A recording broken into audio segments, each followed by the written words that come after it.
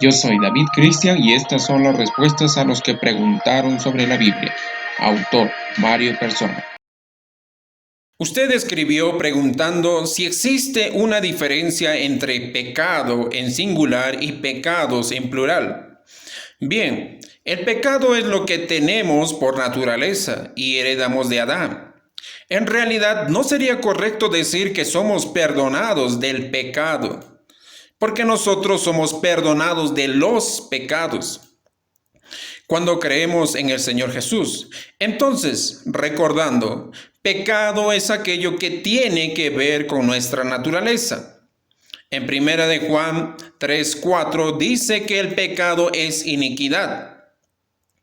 En algunas traducciones dice que el pecado es transgresión de la ley. Estas traducciones son incorrectas, ya que de ser así no habría habido pecado antes de la ley.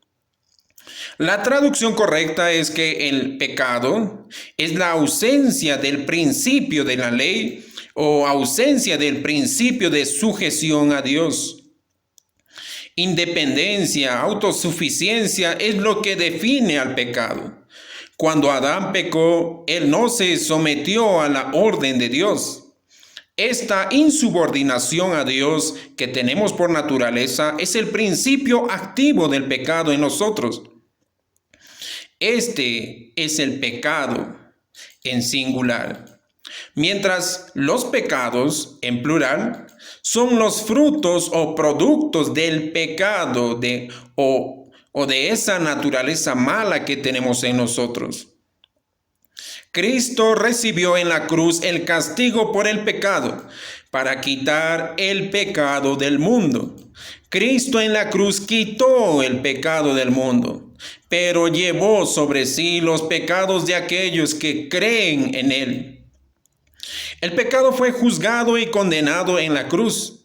El pecado en su sentido original de la naturaleza. Mientras que los pecados fueron llevados por Cristo para ser lanzados al olvido. ¿Recuerdas de los 2 machos cabríos de Levítico 16? Ahí vas a encontrar un macho cabrío que era muerto y quemado, que era un tipo de Cristo muriendo por causa del pecado. El pecado en singular.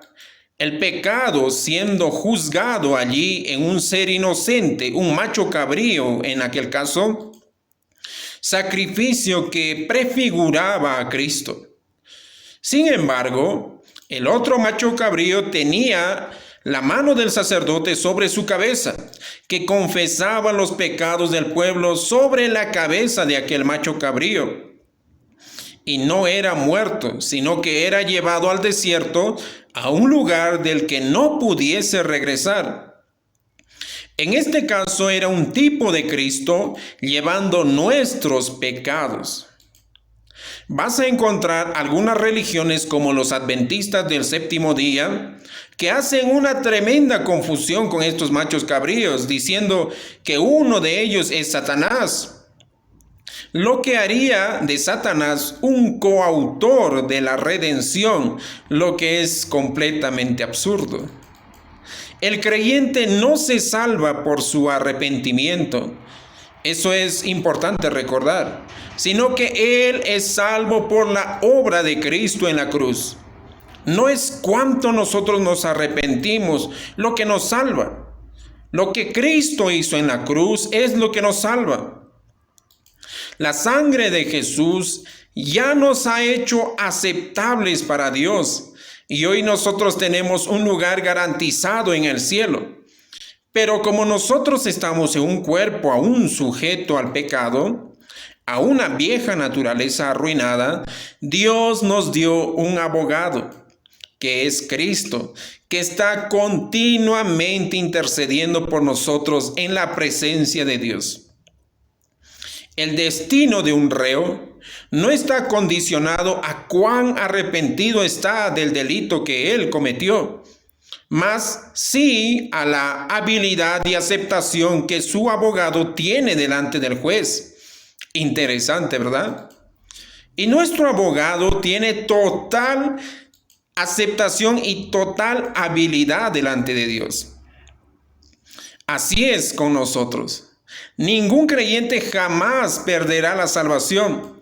Cuando Cristo venga a buscar a los suyos en el arrebatamiento de la iglesia, ninguno de los que realmente creyeron se quedarán en la tierra. No, la tierra quedará vacía de creyentes. Aquellos que oyeron el Evangelio y no creyeron, no tendrán otra oportunidad. Lea en 2 Tesalonicenses. Porque Dios enviará un poder engañoso para que crean la mentira de Satanás. Todo eso contradice algunas películas de algunos que se quedan y ahí las personas se arrepienten, o aquellos videos que ves donde está aconteciendo el arrebatamiento y dentro de un templo religioso los cristianos que quedaron caen de rodillas arrepentidos porque se quedaron, pero no va a acontecer eso. Los que no creyeron en Cristo serán engañados por la mentira del diablo, porque Dios va a hacer que ellos sean engañados. Dios va a enviar un poder engañoso para que crean en la mentira. Los que nunca oyeron el Evangelio, ellos tendrán la oportunidad de convertirse durante la gran tribulación. Sin embargo, no tendrán al Espíritu Santo morando en ellos, como tienen los cristianos ahora en la actual dispensación de la iglesia. Los creyentes serán llevados de la tierra y el Espíritu Santo también será llevado con ellos. El Espíritu Santo obrará eventualmente en la tierra como obraba en el Antiguo Testamento, mas no habitando continuamente en los que serán salvos después del arrebatamiento de la iglesia.